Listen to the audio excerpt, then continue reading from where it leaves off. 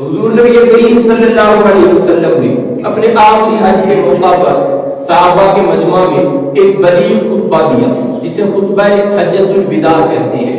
آج دنیا کے جتنے بھی انسانی حقوق کے چارٹر تیار ہوتے ہیں، آپ ان انسانی حقوق کے چارٹر کو سامنے رکھیے، انسانی قوانین کو سامنے رکھیے، اور اس کے بعد آپ حضور کے خطبہ حجۃ الوداع کو اپنے سامنے رکھیے، آپ کو کوئی فرق نظر نہیں آتا۔ جتنے بھی انسانی حقوق کے اصول آپ کو ملیں گے وہ تمام کے تمام اللہ کے نبی نے خطبہ حجۃ الوداع میں ارشاد فرما دیے تھے۔ آج یورپ یہ دعویٰ مانتا ہے کہ انسانی حقوق کا جو شعور ہے وہ ہم نے دیا ہے، ہم نے لوگوں کو بتایا کہ انسان کے بھی حقوق ہیں، اس حقوق کے لیے آواز اٹھاؤ۔ میں کہتا ہوں یہ ان کی بات سراسر غلط ہے۔